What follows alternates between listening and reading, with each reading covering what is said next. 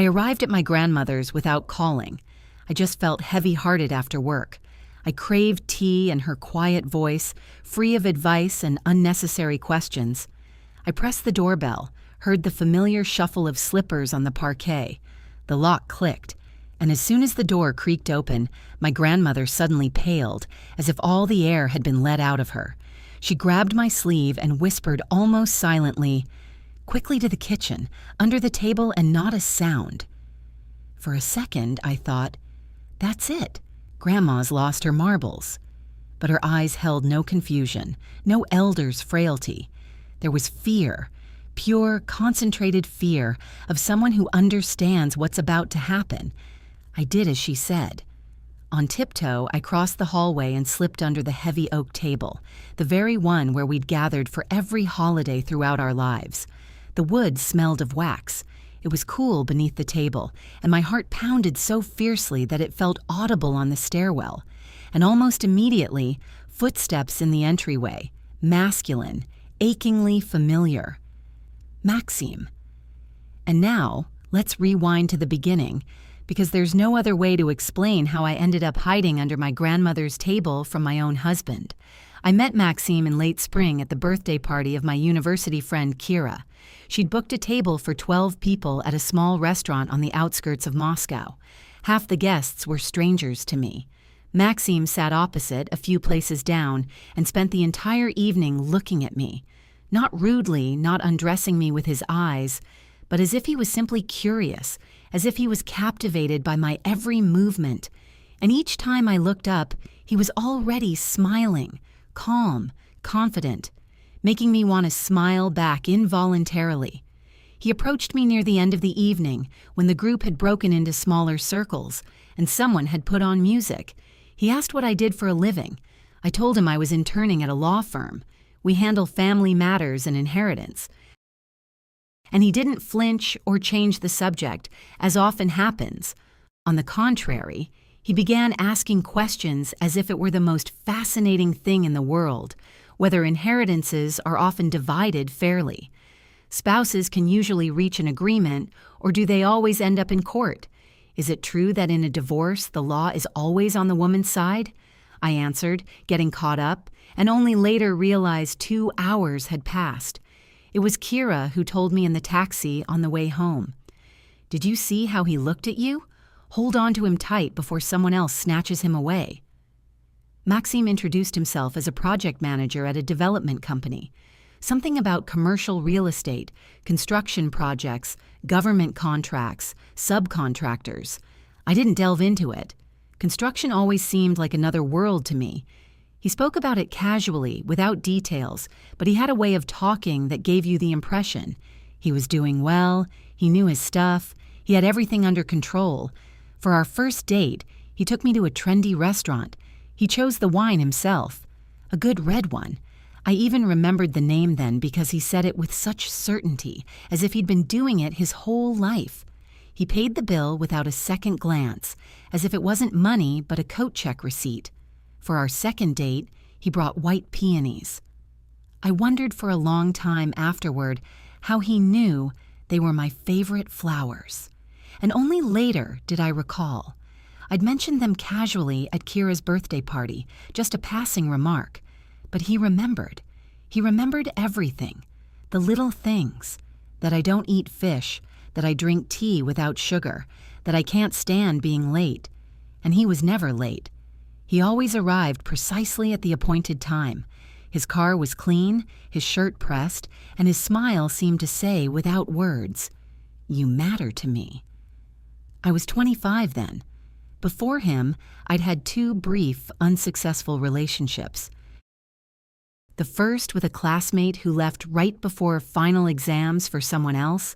The second with a colleague from the firm. 3 months and it fizzled out. We simply stopped connecting. Maxime was different. With him, for some reason, I felt protected. Not because there were dangers around. It was just that he created an aura of being able to solve anything, of having everything under control, of everything being all right. We married a 1.5 years later. The wedding was modest, about 30 people. an outdoor venue in the Moscow region. Kira was my maid of honor. Maxim's mother came from the village and sat in the corner all evening with her lips pursed, as if she expected something from everyone. I dismissed it as her personality, a reserved, quiet woman. Maxim rarely spoke about his father. He only said he had died a long time ago, a normal family, nothing interesting. That's how he answered when I asked. And I didn't pry. I had enough of my own. Grandmother Pelageya Ivanovna attended the wedding, looking smart and trim in a dark blue suit and a brooch she'd cherished since the 70s. She sat at the table straight as a teacher and watched the groom attentively all evening. Not with malice, not critically, but with genuine attention. Maxim approached her with his glass and said, "Pelageya Ivanovna, I promise, I will take good care of your granddaughter." My grandmother nodded, clinked glasses, but said nothing. I thought then, well, my grandmother is rather strict. She finds it hard to open up. Now I understand she was simply watching and observing. My grandmother was the closest person in my life. My mother Larissa had died when I was 17. A stroke. The ambulance didn't make it in time. My father, Mikhail, while my mother was still alive, seemed distant. And 2 years after the funeral, he moved to another city with a new woman and gradually stopped appearing in our lives altogether. For a while, I called him on holidays, and then I stopped. Not out of resentment, but the conversations had become empty. Each call left me with the feeling that I was talking to someone living in a different life, a life where I didn't exist. My grandmother became everything to me. She lived alone in a large 3-room apartment in the city center, in an old building with high ceilings, stucco, and creaky parquet flooring. The apartment had been awarded to my grandfather, Pyotr Andreevich, an engineer. It was given for service, as recognition of merit. Grandfather had passed away in the late 90s, and my grandmother had lived there alone ever since. The wallpaper in the hallway had faded, the pipes in the bathroom groaned in winter, and in the kitchen stood that same heavy oak table around which we'd gathered for all holidays, as far back as I could remember. But the location was golden, an old building with thick walls, right in the center. Apartments like these are now valued at around 100 million rubles and more. That's no exaggeration. Pelageya Ivanovna was a strong and sharp woman. Despite her age, she had worked as an accountant at a textile factory for 40 years, and that job had taught her one thing: count everything, check everything, and never sign anything without reading it twice. She went to the market with a small notepad, recording expenses, remembering how much cream cost a month ago. And if the cashier made a mistake, even by 1 ruble, my grandmother would calmly but firmly point it out. The neighbors knew her as a polite, not overly talkative woman, but one not to be trifled with. Maxim began to look after my grandmother within the first few months of our marriage. At first, it even seemed touching. He offered to take her to her annual checkup at the local clinic himself. I didn't have to ask. He fixed the faucet in the bathroom that had been dripping for 3 years and drove me crazy every time I visited. Every Saturday, he brought a bag of groceries: yogurt, cheese, apples, the bread my grandmother loved, simple country style from a small bakery near home. I melted at this. I'd call Kira and say, almost laughing with happiness, "You know, he goes to see Grandma on his own with groceries on Saturdays." What kind of man does that? My grandmother received Maxim with a steady demeanor, like everyone else, without cooing or effusive delight, but also without coldness. She'd put the kettle on, get cookies from the sideboard for tea, sit opposite, and listen. And Maxim knew how to talk to elders so that they unconsciously straightened their shoulders. He spoke softly, leaning forward slightly, nodding as if every word my grandmother said was important to him. From the outside, the picture was perfect. A caring son-in-law bringing groceries, fixing the faucet, driving her to the clinic. I was proud of it then. I thought I was incredibly lucky. Only my grandmother noticed what I was missing.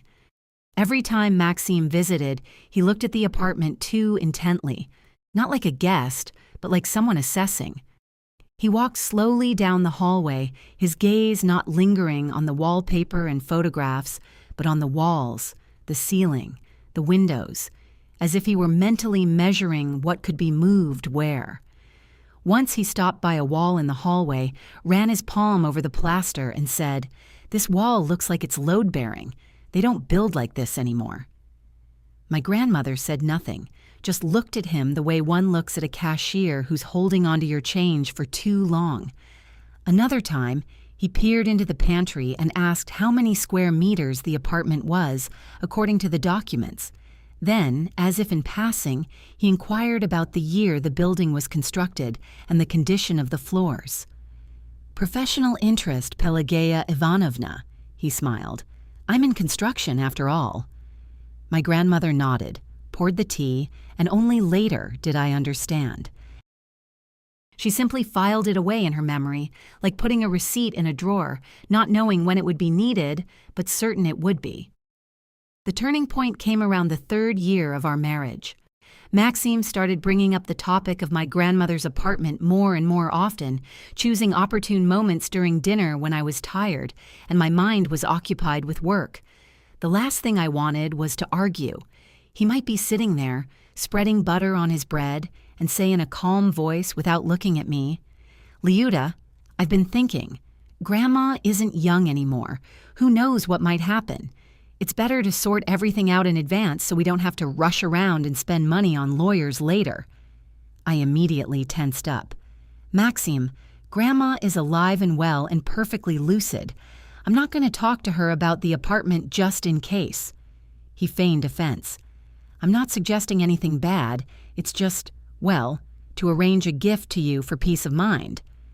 "I deal with these kinds of cases every day," I said, "and Grandma isn't the type who needs to be told how to manage her own property." He shrugged, changed the subject, but returned a week later. "Only now it wasn't about you, but about the two of us. We're a family. We should have equal rights." I shook my head. A month later, he came up with a new idea. "We could temporarily transfer it to your mother to reduce taxes." I didn't even immediately know how to respond. My mother had been gone for many years, and he knew that, yet he spoke as if it were a habitual phrase. Then some truly strange ideas began. "We could transfer it to a friend's company while we sort out the legal nuances." "Maxime," I said, my voice firmer now, "none of these plans make any sense. If something needs protection, there are normal legal mechanisms. But what you're suggesting, what is that?"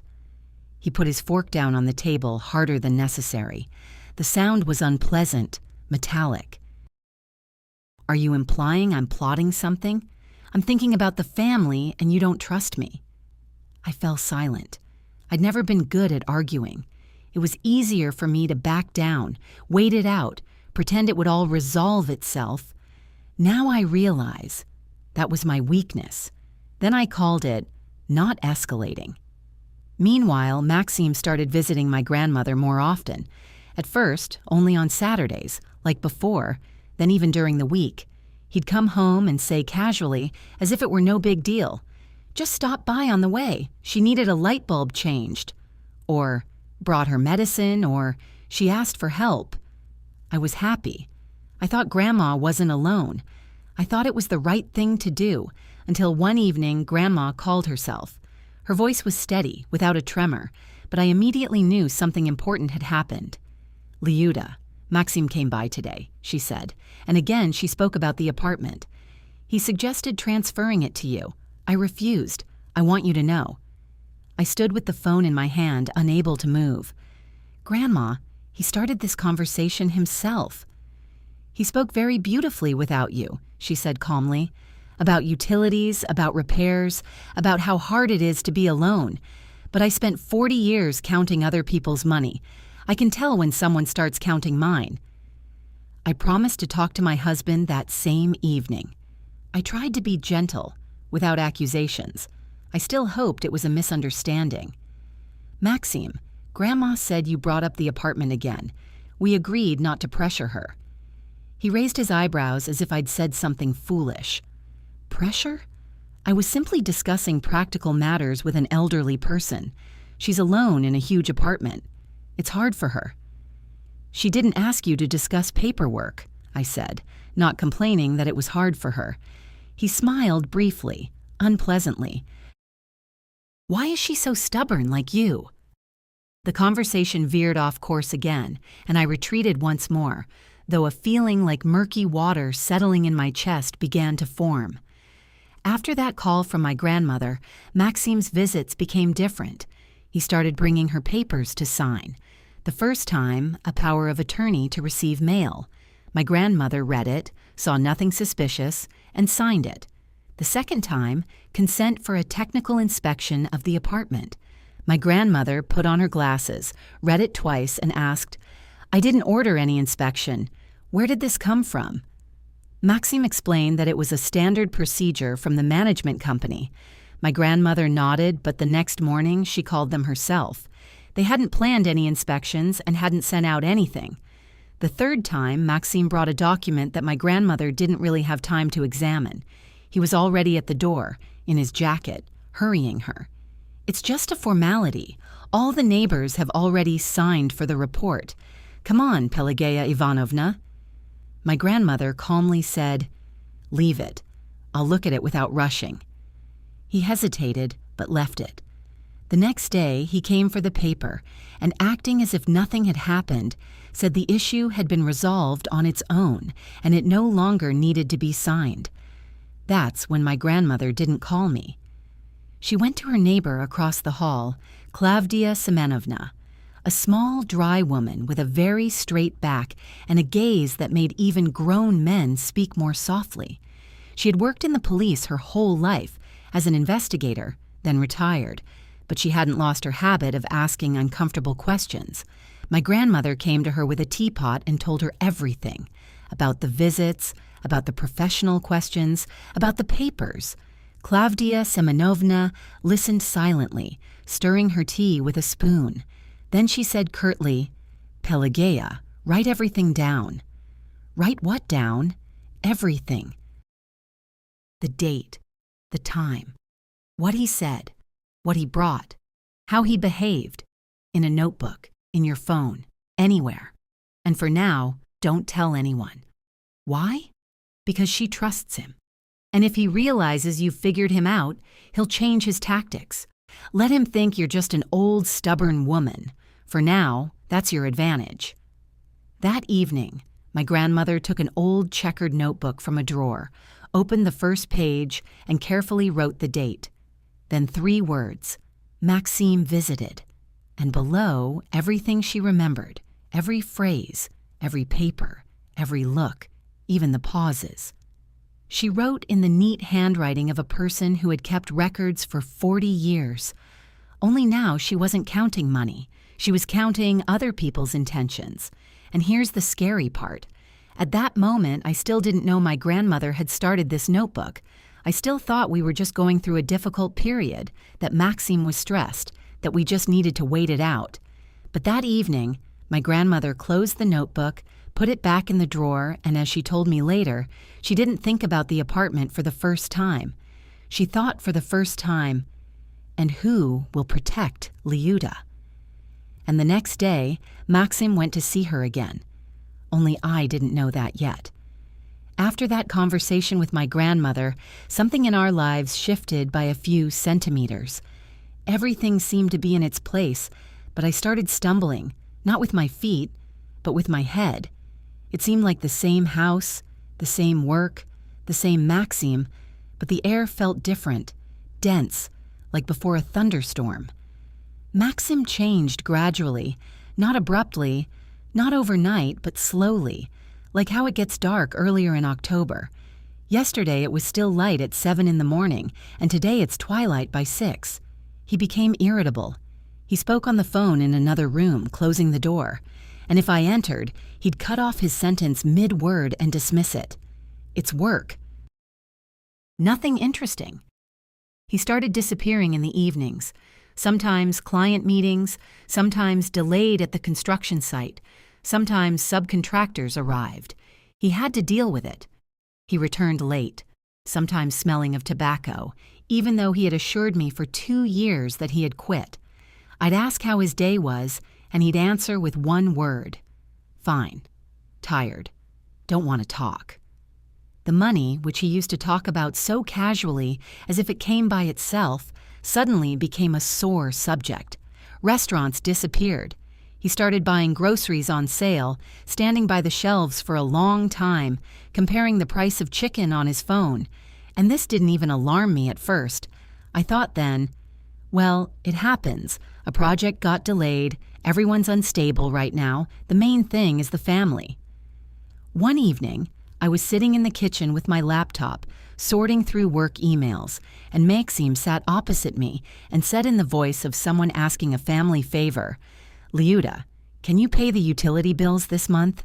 There's a delay with one project at work. Accounting is holding up payments. It'll all be settled in 2 weeks." He didn't look me in the eye, picking at a small crack on the countertop with his fingernail, as if that were more important than the conversation. "Of course," I said. "No problem." I paid, then I paid again and again. Every month, the story was the same. Just a little longer. They're about to transfer it. It'll be resolved any day now. I didn't make a scene. I thought scenes only made things worse. I'd seen at work how people burned out from stress, and I thought it was better to support them, to wait it out, not to push. And then a common domestic trifle happened, the kind that later you remember as the point of no return. In the autumn, on a weekday, I was sorting laundry, mechanically checking pockets, smoothing zippers. In Maxime's pocket, in his warm jacket, I found a piece of paper, folded in 4. I expected a receipt from a store or a parking ticket. I unfolded it and something clicked in my head. It was a notice from a microfinance company. The name was something like Express, small letters, a stamp. But the amount was large, bold, 5 million rubles. I reread it twice, hoping I'd misread. Below the amount was the date, 3 months ago. Then the interest rate, 36.5% per annum. You know, at moments like these, the floor doesn't disappear beautifully like in a movie. It simply becomes different, as if you're standing not on planks, but on thin spring ice, and suddenly you hear, with your inner ear, a crack. Maxime came home an hour later. I placed the paper on the kitchen table and waited for him to sit down for dinner. "What is this?" I asked. He glanced at the paper and a shadow quickly crossed his face. One moment and he was smiling again, as if nothing was wrong. "Oh, this old piece of paper. I took out a loan about 6 months ago, already paid it off. Forgot to throw it away." "But the date is 3 months ago," I said. "Well, 3 months, 6. What's the difference?" He shrugged. "It's all paid off, Liuda. Don't overthink it." He said it lightly, almost cheerfully, and reached for the bread, as if the conversation were over. I desperately wanted to believe him, to believe it, because if I didn't believe him, then everything would collapse.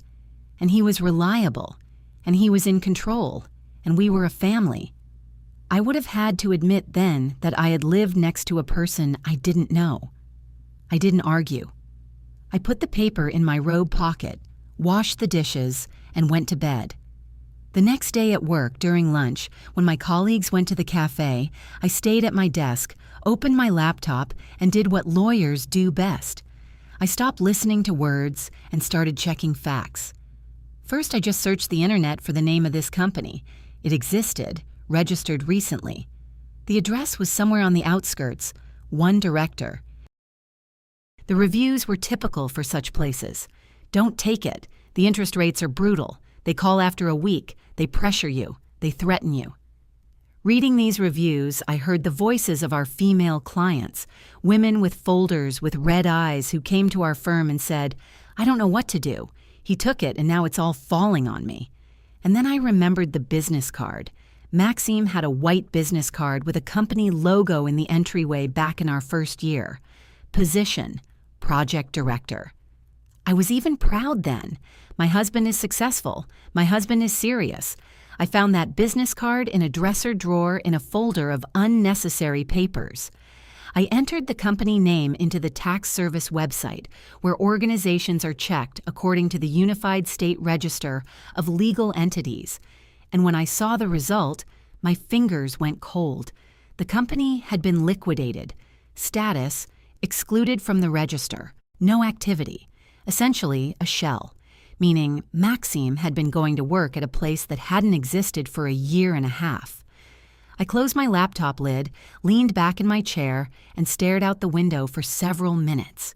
It was drizzling outside. Drops ran down the glass, and in each one was reflected the gray autumn light. I suddenly felt it clearly. For 6 years, I had lived with a person I didn't really know. And then, that professional part of me, which I hadn't valued before, kicked in. It wasn't tears, or a breakdown, or a call to a friend, but a cold, deliberate habit of piecing together the truth. I grabbed a notebook and started making a list. First, I needed to definitively ascertain the extent of his financial obligations. My work had taught me that during a marriage, there were legal avenues to uncover existing liabilities and how they could impact shared assets. My colleague, Ina, was handling similar cases and knew exactly where to direct me. I asked for her assistance, without divulging the specifics, simply stating, "Ina, I need you to discreetly check someone out." A few days later, she provided me with the results. I opened the file on my work computer, and my mouth went dry. 5 loans from 5 different lenders. The total amount was nearly 25 million rubles. 2 were already overdue, one significantly, the other more recently. Interest, penalties, fines, everything was accumulating daily like dough rising. But that wasn't the most terrifying part. One of the loan agreements, for approximately 9 million rubles, was structured in a way that our apartment was listed as collateral.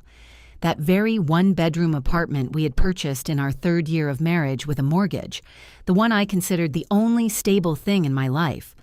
Our address was on the documents, and it explicitly stated that the obligations were tied to property acquired during the marriage.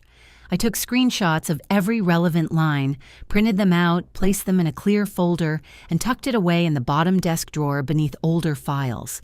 Then, I went out to the fire escape, a spot where no one smoked anymore, and stood there for about 10 minutes staring blankly at the wall. My hands trembled, yet my mind was astonishingly clear. Maxime had lied about his work. Maxime was drowning in debt. Maxime had put our apartment at risk. And all the while, he was making increasingly frequent visits to my grandmother, Pelageya Ivanovna, and persistently pushing his agenda regarding her apartment in the city center. The picture was slowly, nauseatingly coming together, like a jigsaw puzzle you dread assembling because you already know the grim image it will form. I returned to my desk, finished my now cold tea, and for the first time, my thoughts weren't about supporting him, but about his next move. That evening, Maxime arrived home and, as he was taking off his jacket, casually remarked, "I'll stop by Pelageya Ivanovna's tomorrow. I need to discuss something with her. A little paperwork, a mere formality." And that's when something inside me clicked with a cold finality, because I already knew he had no formalities. He only had objectives. After that comment about paperwork, I could no longer pretend nothing was happening. I couldn't continue living on borrowed trust, like walking on thin ice, and convince myself that things would get better. It suddenly became starkly clear. Maxime was cornering me, closing in, and if I retreated again now, it would be too late. I began to notice things I had previously overlooked. When he spoke on the phone in another room, I no longer turned away. I sat quietly, as if engrossed in my own tasks, listening not to the words, but to the inflections. He started speaking in short, clipped sentences, sometimes in hushed tones, as if afraid the walls themselves might overhear. If I entered, he would instantly change his tone. "Yes, understood. Tomorrow.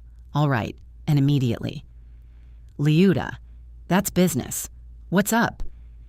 His phone screen frequently displayed unfamiliar names.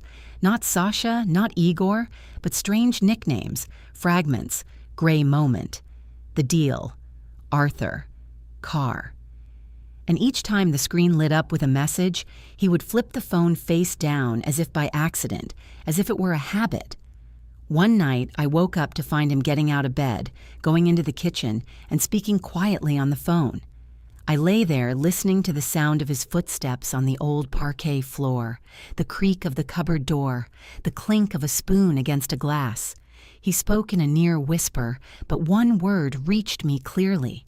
She'll sign. She'll sign. She has no choice. I sat up in bed then, realizing this isn't about work. This is about Grandma. A couple of days later, something happened that I myself didn't expect. Maxime fell asleep quickly that night, as he always did. He had a remarkable ability to switch off instantly, as if he had an internal toggle. His phone lay on the nightstand.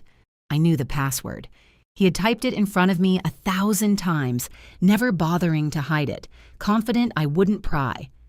I took his phone, and honestly, my hands were shaking, not from shame, but from fear, from what I might find.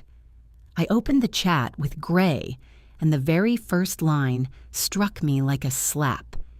The old woman is stubborn, not signing. We need to apply more pressure. Not Pelageya Ivanovna, not your grandmother, the old one. I scrolled down. The reply was brief. There's the option with a psychiatrist. We'll discuss it. A void opened up inside me, physically as if something warm had been removed from my chest, leaving a cold hollow. Carefully, without disturbing anything else, I took screenshots, several capturing the date, names, and time. I returned the phone to its exact position and lay back down.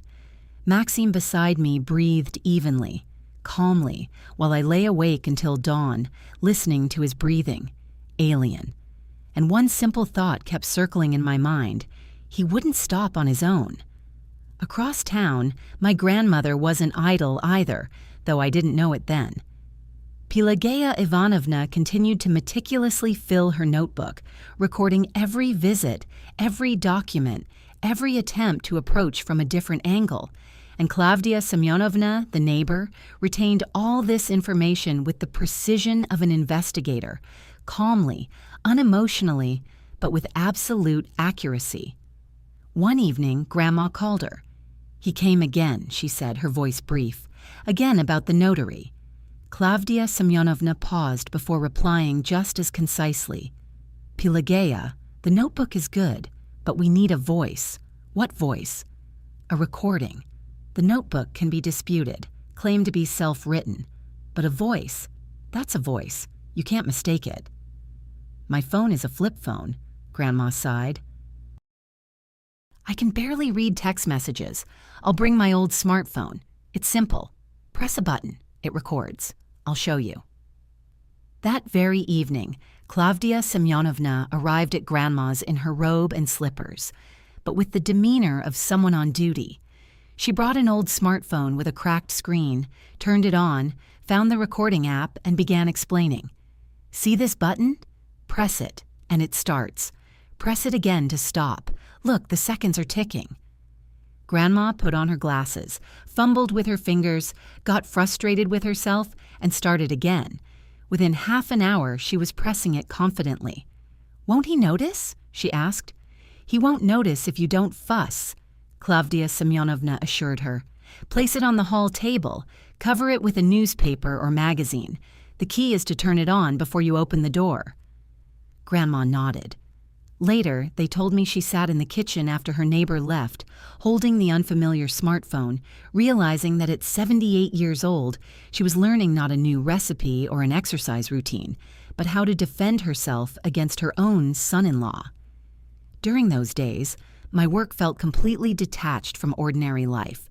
We were handling a case at the bureau involving a woman named Natalia Karpova.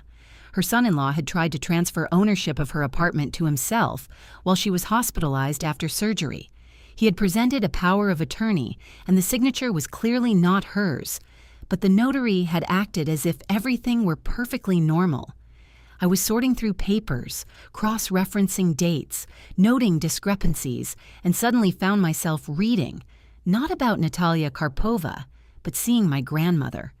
I saw our hallway, our table, Maxim with his placid smile and packages for Pelageya Ivanovna.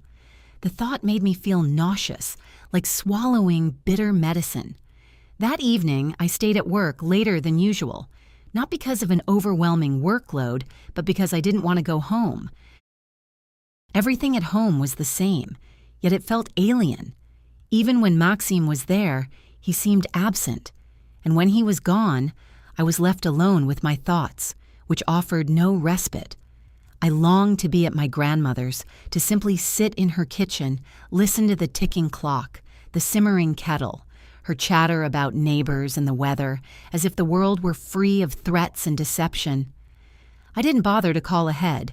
Grandma disliked surprises, always saying, "Guests require preparation, at least to have water ready." But I didn't care at that moment. I just got in the car and drove. On the way, I stopped at a 24-hour convenience store and bought a box of good quality chocolates.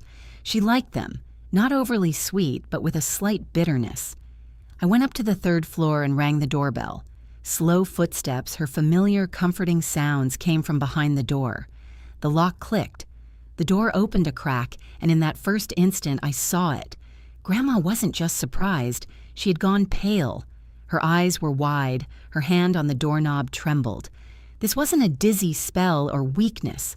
It was fear, quiet, contained, the kind that grips someone who realizes danger is already at the threshold. "Liuda," she breathed, then immediately pulled me by the sleeve inside. "Quickly." She didn't say aloud, but I understood from her face. "Someone is following me."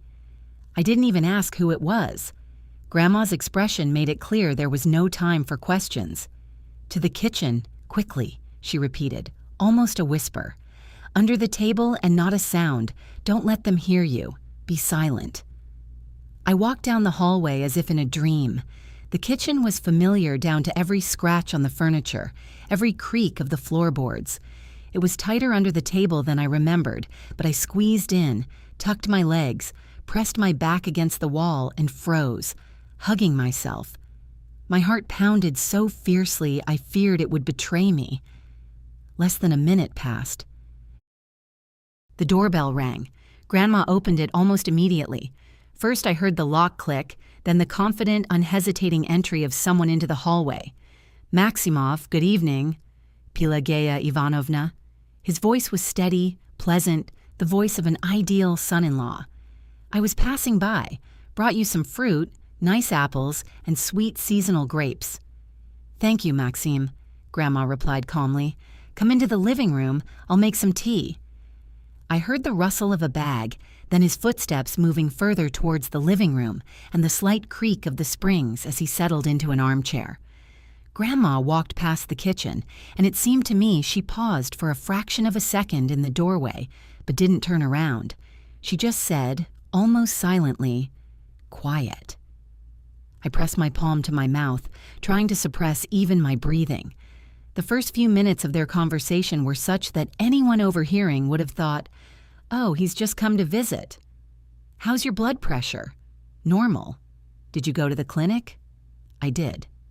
"Good. You need to take care of yourself." A cup clinked against a saucer. I could even smell the tea. Grandma always brewed it strong, as she had learned during her working years. That aroma brought a momentary warmth to my chest, as if none of this were happening to me. But then the tone began to shift, not abruptly, not directly, but as if Maxim were skillfully guiding the conversation, choosing his approach to lead Grandma to the desired point. He started talking about the roof needing repairs again, how old buildings are beautiful but costly, how utility bills are rising, how repairs are expensive nowadays, and how it's difficult for her to manage it all alone. Grandma listened and responded briefly, without argument but also without agreement. Like an accountant listening to an explanation for a discrepancy, she could tell from the tone where the falsehood lay. And then he finally revealed the reason for his visit. Pelageya Ivanovna, let's be adults about this. How much longer can this drag on? Grandma didn't ask what he meant. She knew perfectly well. I've already told you, Maxim. I will not sign anything. But why? He seemed to be holding on to his politeness, but his voice grew sharper. You understand, this is just paperwork, a formality. It will be easier for you. People will be more at ease. I'm at ease as it is, Grandma said. He paused as if choosing his words and continued in a different tone, more businesslike, colder. You live alone in a large apartment. It's expensive to maintain. It needs upkeep, attention, investment, and you're not getting any younger. He seemed to sigh, but there was no sympathy in the sound. I huddled under the table. I wanted to jump out and tell him, "Don't you dare." But I held back because Grandma had told me to be silent and because I still didn't fully grasp her plan, why she was doing it this way. I didn't ask you to evaluate my life, Grandma replied calmly. The apartment is mine, and I will live in it. You're being stubborn out of principle. Maxim raised his voice slightly but quickly regained control. I'm offering you a reasonable solution. Let's arrange a deed of gift to Liuda. Grandma asked, her tone as level as if she were clarifying a figure on a ledger. No, said Maxim, and from that single word I understood. This was the real him. After that statement, a silence fell over the living room, even too much silence. I could hear the water dripping from the kitchen faucet. Grandma had asked him to fix it a long time ago. Maxim had come to fix it, but it continued to drip. To you, Grandma repeated. And where is Liuda? He chuckled, a short, unpleasant sound. Liuda is good, but she's too soft. She doesn't understand paperwork. She's easily confused. I need clarity and control. It became hot under the table as if I'd been splashed with boiling water. I had worked in this field for years. I wasn't foolish. But he spoke of me as if I were an object, something to be manipulated with the right pressure. I am not an object, Maxim, Grandma said softly, and Liuda is not an object. You don't understand. He began to get agitated. I've been in this family for 6 years, visiting you for 6 years, buying things, helping. And what? Am I supposed to leave empty-handed?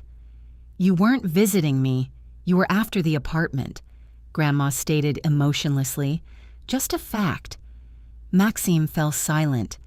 Then I heard him lean forward and his voice deepened. Listen carefully, Pelageya Ivanovna. You can arrange everything amicably now, quietly, or you can make it so it will be worse for both you and Liuda later. Grandma paused, as if weighing her response. Are you threatening me? I'm explaining how reality works, he said. You're 78. One wrong step, one bit of pressure, one doctor, and it's all over. These are the times when a piece of paper matters more than the truth. Everything under the table clenched within me because I had seen similar situations in my work where an elderly person was taken advantage of not out of care, but for their property. And what are you suggesting? Grandma asked calmly, but I sensed she too had tensed. She wasn't afraid. No, she was gathering herself. Maxim replied almost casually, as if explaining how to get a technical passport. There's a psychiatrist, a specialist with stamps and licenses. A conclusion is made. Age-related changes, memory, orientation. Then a court. The court declares incapacity. Guardianship is appointed. He paused as if savoring the words spoken aloud. The guardian is usually the closest relative, the granddaughter, Liuda. Grandma didn't interrupt, listening as one might listen to a verdict. But Liuda works, he continued. She's busy. She doesn't have time. She'll say herself, let Maxim help, he's always around. I'm a caring son-in-law. I drove you to the clinic, I bought groceries. There's paperwork for that. And that's it, Pelageya Ivanovna. You won't be deciding whether to sign or not anymore. They will decide for you. The room fell silent again. Under the table, I pressed my forehead against my knees, trying to stifle a sob. I saw my grandmother in my mind's eye, stern, sharp, with her habit of calculating and double-checking everything. And how could she be cornered by a single piece of paper and someone's signature? And Liuda? Grandma exhaled, not as a question, but as a pained sigh. Her, you're leaving her. Maxime snorted, and the sound sent a chill through me, even though the kitchen was warm. Liuda. He pronounced my name as if tasting something bland. Liuda will live as I tell her. She doesn't need to understand. She's always in her little office where they pay peanuts and think truth is more important than money. I heard Grandma carefully place her cup on its saucer, very carefully, so as not to make a sound. And in that movement there was so much restraint that everything inside me turned over. "You're saying terrible things, Maxime," she finally said, "and you think I'll be scared?" "You should be scared," he replied calmly, "because I'm not joking." He was no longer speaking with the pleasant tone I had once admired, without the smile in his voice. This was the voice of a man who had come not to persuade, but to dictate terms.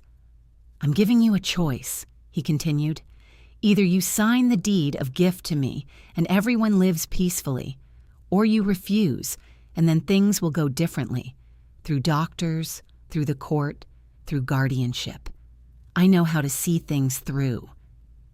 Under the table, my fingers grew numb, and in my mind, like a clear record, everything that had happened before clicked into place. His papers, his talk of square meters and ceilings, his debts, his correspondence with Gray, the word psychiatrist, spoken in the kitchen at night, and now this, spoken in Grandma's living room with complete seriousness. And I understood one simple thing, which was the most frightening of all. He hadn't come here to ask. He had come to take, and Grandma remained silent. And in that silence was so much strength that I wanted to believe she would find a response. But I sat under the table and suddenly realized with absolute clarity that if he crossed that line now, there would be no turning back, for me or for her. Grandma paused for a second, as if weighing each word, and said calmly, almost casually, "You know, Maxime, I spent 40 years dealing with other people's numbers and learned one thing very well. When a person starts to threaten, it means they are already empty inside. No money, no conscience, no backup plan. You've come here not out of strength. You've come because you're cornered." Maxime inhaled sharply, as if intending to interrupt, but Grandma continued, her voice not rising. "And you've come to the wrong place. We don't sign things in a rush here. We read, we check, and we don't process anyone, as you put it." "You're playing proud now," he said, his voice thinning, becoming nervous. "And later you'll be running to courts, crying, complaining. Do you think you have time? You don't." Under the table I listened, feeling my knees tremble. I wanted to dig my nails into the wood to keep myself from shaking. I understood that Grandma was holding on, but everything inside me was tearing apart. Maxime leaned forward. I couldn't see it, but I heard it in the change of his voice. It became closer, heavier. "Let's do this, Pelageya Ivanovna. I'm telling you for the last time, nicely. Tomorrow you're coming with me to the notary. We'll sign it over to me, and that's that." "No," Grandma said. Just one word. Clear, without excuses. A heavy, viscous silence hung in the air, and in that very second, sitting under the table for a long time, I tried to shift my leg slightly because it had gone numb. My heel brushed against a stool. It scraped softly on the tile, barely audible, but like a shot in the quiet. What was that? Maxime immediately became alert. Everything inside me collapsed. I froze so completely I stopped breathing. Grandma replied instantly, without a falter. "The cat, probably. Klavdia Semyonovna's cat sometimes wanders in." Of course, we didn't have a cat. After Timka, Grandma hadn't gotten any pets. But Maxime either forgot this detail or was too preoccupied. "What cat?" he mumbled. And then I knew hiding any longer was pointless. I had already heard more about my life than a person should, more than could be explained by fatigue or a momentary outburst. Slowly, trying not to make a sound, I crawled out from under the table. My knees felt like cotton, my fingers icy. I stood up, ran my palm over my face, wiped away the wet tracks of tears with my sleeve, and walked down the hallway. As I walked, I had a strange thought. How loudly the floorboards creaked in Grandma's apartment when you're afraid. I stopped in the doorway of the living room. Maxime was sitting in Grandma's armchair as relaxed as if he owned the place. That very armchair where Grandpa used to read his newspaper. Grandma, opposite him, sat straight, composed, her hands resting on her knees. Maxime looked up and his face slackened.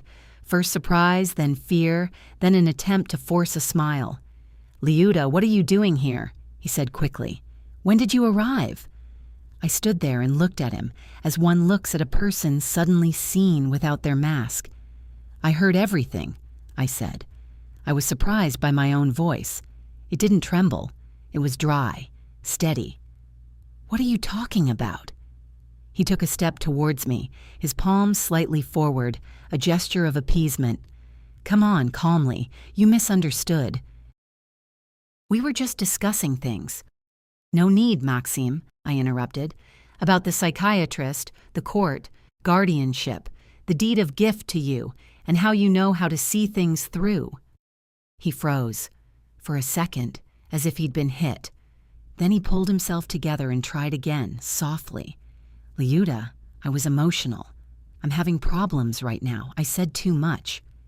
"You don't have a job," I said. He blinked. "Your development company was liquidated 1.5 years ago. You've been going to an empty office for 1.5 years. You have 5 loans from microfinance institutions, nearly $25 million in debt. 2 are already overdue, and you drew up 1 document that lists our address as collateral."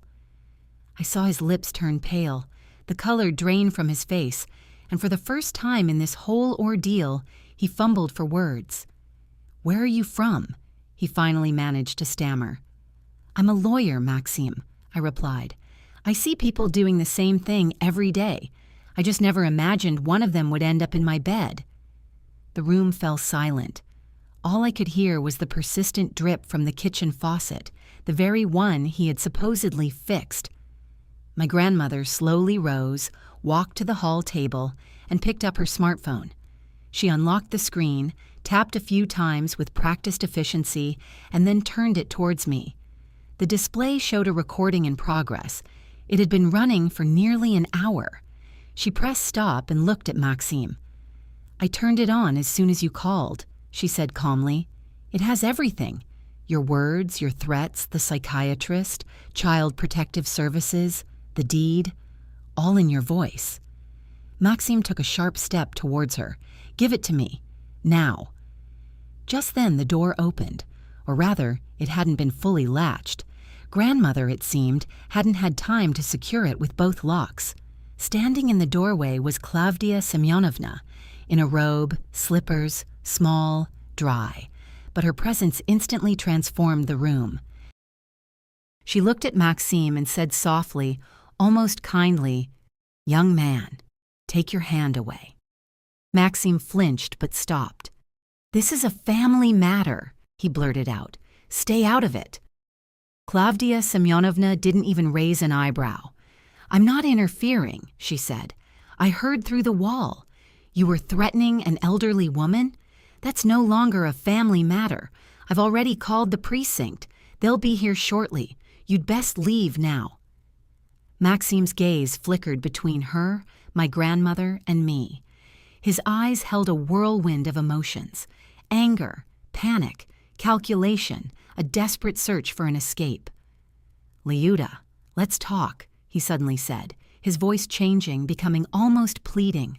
"We'll work everything out. You know I love you. You're just stressed." "Leave, Maxime," I said, my voice firm, definitive, like a period at the end of a sentence. He He stood there for another second, then grabbed his jacket from the coat rack, snatched his keys, and headed for the door. As he reached the exit, he turned back, and I saw an unrepentant glint in his eyes. It was a promise, silent, menacing. He slammed the door so hard, a fine white dust of plaster rained down from the ceiling. Heavy footsteps descended the stairs, the slam of the building's main door, and then silence. It was a silence so profound it rang in my ears. Grandmother sank onto the sofa, her phone resting on her lap. For the first time all evening, I saw her hands tremble. Not violently, not dramatically, just a slight tremor. Klavdia Semyonovna walked into the hallway and double-locked the door, testing the handle. "That's it," she declared. "Now we can breathe." I went to the kitchen, sat at the table, and cried. Not out loud, not hysterically, just tears that flowed freely, quietly, deeply. I wasn't crying from weakness. I was crying because I had finally heard the truth, and because that truth was more devastating than anything I had imagined. Grandmother came over, sat beside me, and placed her hand on my shoulder. She said nothing, and that was exactly what I needed. Later, as night deepened, while I was washing my face in the bathroom, my phone vibrated in my coat pocket. A short message from Maxim. No apologies, no Liuda. "You'll regret this. I have ways of fighting back too." And then I knew. The hardest part wasn't that he was gone. The hardest part was that he was just beginning. The next morning, I woke up feeling as if I'd been jolted awake all night on a train. I had slept, but the sensation was akin to surviving an accident. His words still echoed in my head, my grandmother's steady voice in my ears, and one image seared into my mind. Maxim leaving, turning back not in a farewell, but with the look of someone memorizing where to strike next. I didn't wait for him to calm down, didn't try to discuss it, didn't seek a compromise. In these situations, I knew from my work, compromise usually meant one thing: offering your own neck for easier tightening of the noose. I drove to the office earlier than usual. I was the first one in, while the corridors were still empty, before the clatter of mugs and weekend chatter began. I sat at my desk, opened the folder with Ina's transcripts, and meticulously reviewed every line, ensuring not a single error remained. Then I took out my phone and re-examined the screenshots of his messages. It contained everything. The old stubbornness required pressure. There was the option of the psychiatrist. I created another separate folder, just in case of a court case. Dates, times, screenshots, printouts, everything textbook perfect, not for revenge, but for defense. By evening, I had a clear plan. The next day, I filed for divorce. Not by agreement, not quietly, but in the manner reserved for situations where trust has completely evaporated. I arrived at the office very early, even before work, wearing the same jacket I'd worn while hiding under my grandmother's table. There was a smudge on my elbow, perhaps from wax, and it was that detail I noticed, not my own hands, which were trembling slightly. Maxim found out quickly. He called that same evening. I answered once, just once, to hear his choice, admission or a performance. He chose the performance. "Liuda, wait, don't do this. I lost my temper. I was on edge. I have debts. I'm under pressure. I'm not myself. But I love you. You know that. Let's not go to court. No mudslinging. Let's just talk." I listened, and a strange sensation washed over me. His voice sounded familiar, but the person speaking was not. It was as if someone had learned to mimic his intonations and was calling me. "You said why you married me, Maxim?" I replied, using my own voice, my own words. "What is there to discuss?" "That's not what I meant." He immediately raised his voice. "You don't understand. I was angry. I understand perfectly," I said and hung up. A minute later, he called again, then a barrage of lengthy messages spanning multiple screens, written at night, the way people who fear losing control always do. First he pleaded, then he accused. Then he repented. Then he wrote again that I owed him. One message read, "Without me, you'll be lost." Another, 10 minutes later, "Sorry, I went too far." And then, "I invested in you and your family, and now you're casting me out." I didn't reply. I took screenshots, saved them, noted the date and time, calmly, as if at work. Except this time, it wasn't someone else's story. A week later, Maxim's tone shifted. Realizing tears weren't working, he adopted a cold demeanor. His messages became short, biting, with an underlying threat. "I'll demand my share. I won't back down. I'll tell your firm how you used insider information. I'll file a complaint with the Bar Association." I read this during lunch at a small cafe across from the office. Inside, I felt an astonishing calm, because threats, too, were evidence. The main thing was to document them properly. I called Inna. "I need you to document this correspondence so no one can claim it's a forgery." "Consider it done," she replied without unnecessary questions. "We'll need a notarized record of phone inspection. Bring it tomorrow." The next day, we formalized everything as required: a notary, a report, timestamps, screenshots, attachments. It clearly showed not just the text, but the numbers, times, context, everything. From that moment, his threats ceased to be mere words. They became paper, and almost immediately calls started coming from unknown numbers. The first was on Friday, a man's raspy voice with that entitled tone. "Lyudmila, Maxim's wife. He owes me $3 million. Said he'd pay after selling the apartment. When's the money coming?" I exhaled and responded evenly. "We're divorcing. I am not a guarantor for his debts. Any demands should be directed to him through the court." He swore and hung up. The next day, another call, then a third, and each time I heard the same thing. "He promised," he said. "After the sale, we're waiting." This confirmed my suspicion. My grandmother's apartment wasn't just a family matter for him. It was a resource he intended to use to cover his debts. The more his debt pressed him, the harder he pressed us. The court hearing was scheduled for 4 months later. Those 4 months stretched out like taffy. Maxim would disappear, then resurface, sometimes sending messages like, "Let's make a deal." Other times, "I'll make you regret this." I lived like someone anticipating a blow, constantly alert, always ready. Grandmother Pelageya Ivanovna held strong, never once asking for pity. Only once, as we sat in her kitchen, did she tell me, "Liuda, don't be afraid. Paper loves order. We'll give him order." On the day of the hearing, Maxim arrived with a lawyer. A young man in a tight suit, one of those who hadn't yet learned to pause and pretended to be in control, though his eyes betrayed his inexperience with half the documents. Maxim himself looked terrible, gaunt, with shadows under his eyes. His shirt was creased, his gaze darted around. He didn't look at me directly, his eyes fixed somewhere past me on the table, the door handle, anywhere but my face. We sat on opposite sides, like strangers, and I caught myself thinking, I once loved this man deeply.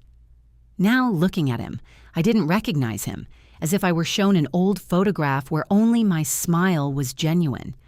The judge entered, and everyone stood and sat. Formalities, questions, motions.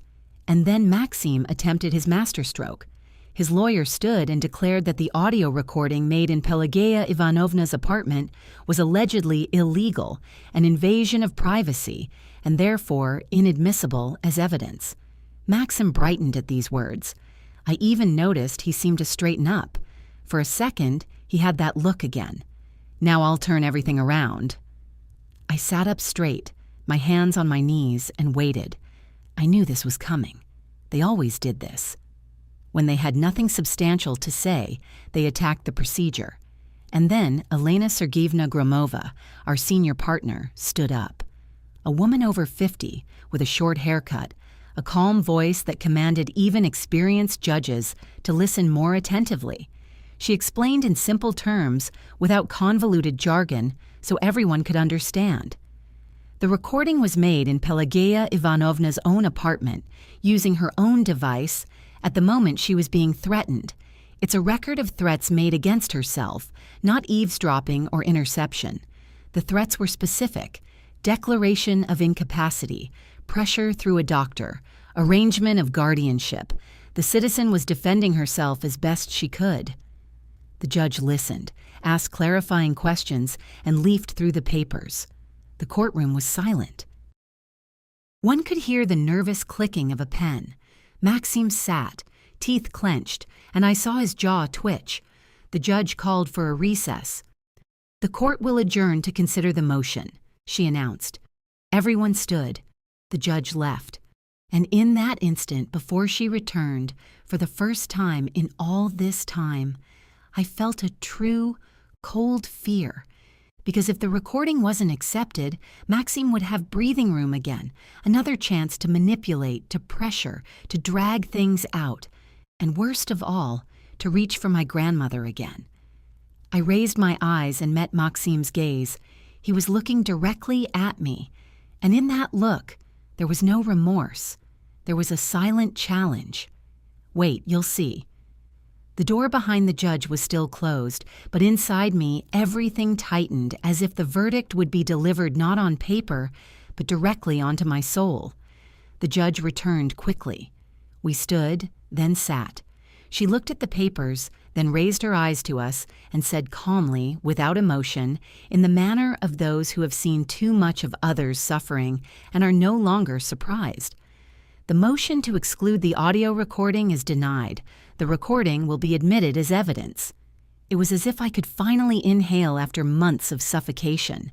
Not a triumphant hooray, not a burst of joy, but simply a release within, like a cramp easing. Maxim next to me didn't stir, only his chin tensed, and I saw him swallow. For a second, his gaze went blank. Then he quickly lowered his eyes to the table. After that, everything proceeded in its usual course. Documents, questions, answers. No drama, no eloquent speeches, just facts. Elena Sergeyevna Gromova laid everything out point by point. Hidden debts, attempts to pressure an elderly person, the threat of declaring her incompetent, the correspondence, the notarized record of the phone inspection. The judge listened, clarified, made notes. Maxim's lawyer tried to argue, but there was nothing to argue against. Not against emotions, but against papers, dates, and a voice on a recording where Maxim himself admitted everything he later tried to deny. When the session concluded, the judge announced her decision. The marriage was dissolved. The apartment purchased during the marriage was awarded to me.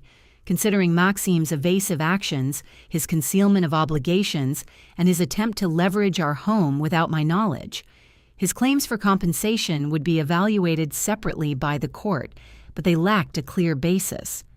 Maxim left the courtroom first without even looking at me. Only on the stairs, further down, did I hear him speaking agitatedly on the phone. Yes, everything went wrong, and that's it. Life didn't then take a fairy tale leap into a happily ever after. It simply continued, as life usually does, step by step. Maxim tried again. He filed an appeal. I knew he would. It wasn't the outcome that mattered to him, but the feeling that he still had me on the hook. But the appeal quickly unraveled. Up there, a different judge, a tired woman with cold eyes, reviewed the materials and stated curtly, "There are no grounds to alter the court's decision." A dry sentence, but to me it sounded like a door slamming shut. After that, other doors began to close.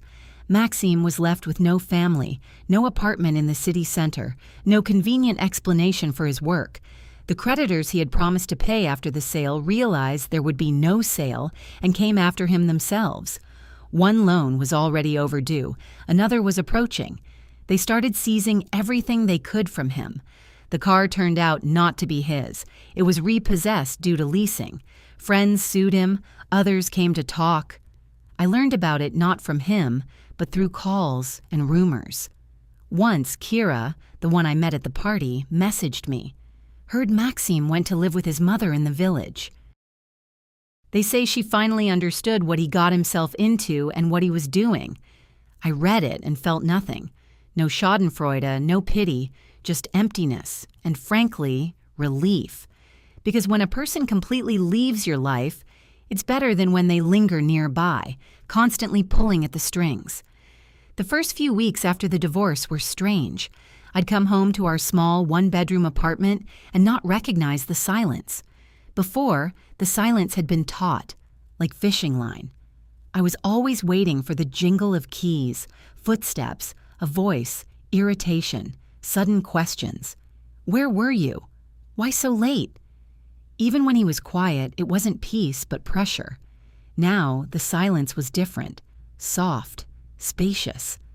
I could breathe in it. I suddenly noticed I enjoyed my coffee by the window, not at the table, as I was supposed to, that I wanted to read before bed, not watch whatever he chose, that I could go see a friend on a Saturday without informing anyone or making excuses. Trifles. But life is made of trifles, and my life for 6 years had not been my own. I just hadn't realized it. The first truly important thing we did was secure my grandmother's apartment. I went to Pelageya Ivanovna's with a folder and my laptop, sat with her in the kitchen at that very oak table, and said, "Grandma, now we'll arrange everything so no one can approach you with a piece of paper again." She nodded, as if she'd been expecting this conversation. We went to the notary, arranged a will, ensuring the apartment would pass to me in the future, but with a lifetime right of residence for my grandmother, so that theoretically, no one could force her out.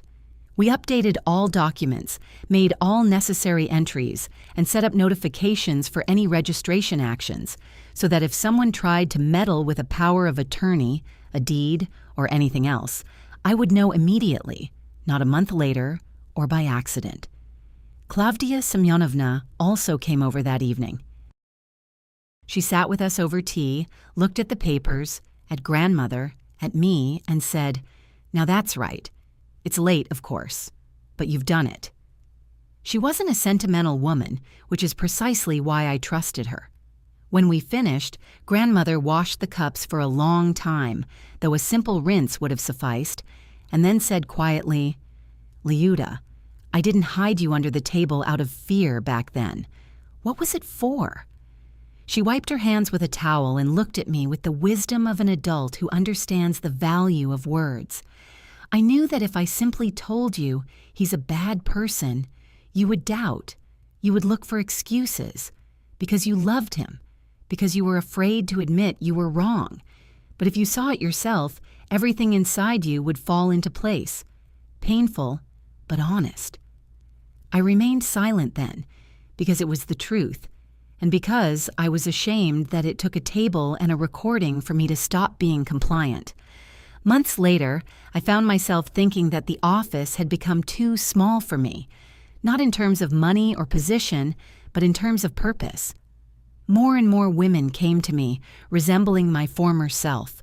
Quiet voices, a habit of excusing others' actions and blaming themselves, and elderly people, like my grandmother, proud, clear-sighted, but vulnerable to legal jargon and blatant audacity. And I suddenly realized I wanted to work differently, not just handle cases, but provide protection before trouble barged into their homes. A year after the divorce, I opened a small consultation office. Nothing lavish. 2 offices, a small waiting area, a kettle, a comfortable armchair for the elderly, a simple sign on the door, no pretension. Family and inheritance matters. Protection of elderly rights. Clients came quickly. Here, people don't trust advertising. They trust their neighbor's word. One told another, who told her sister, who told a friend from the clinic. And soon, appointments were booked weeks in advance. Grandmother sometimes visited my office, sat in the waiting room, waited, drank tea, and watched me work. She never said, "I'm proud." She rarely used such words, but I saw it in her eyes, and that was enough for me. As for Maxime, he remained somewhere on the periphery of my life, like a dirty scuff mark on a shoe that you eventually scrub off and no longer care to remember where it came from. Sometimes, very rarely, the thought would cross my mind, what if I hadn't gone to my grandmother's that day? And each time, I understood, it would have been a completely different story. Not one where I emerged from under the table and called things by their names, but one where I was persuaded, processed, rewritten for a long time. And I would constantly try to be good. I no longer try to be good for those who enter your life with a calculator. That evening, after opening the consultation office, I was locking up and called my grandmother. "Grandma," I said, "do you remember how I sat under the table?" She chuckled softly, a genuine light sound. "Of course I remember. You were shaking so hard I was afraid the table would creak. Why did you decide to do that, to hide me?" She paused and answered simply, "Because the truth always comes out, eventually. It's just better when you hear it in time. And it's better when you have your own home and your own person beside you, and everything else is secondary." We said goodbye. I put my phone in my pocket and walked to my car. The evening was cool, damp, smelling of leaves and asphalt. And in that scent, there was no fairy tale. There was ordinary life. Quiet, my own. And you know, that is the most important thing. The moral here is simple and unpleasant, but honest. Not everyone comes into a family out of love. Some come for inheritance, for square footage, for resources. And you can't fix them with conversations and patience. Only boundaries stop them. Paper, legal, human. If you don't set that boundary, it will be set for you, but around your neck. I set mine clumsily, unheroically, but just in time.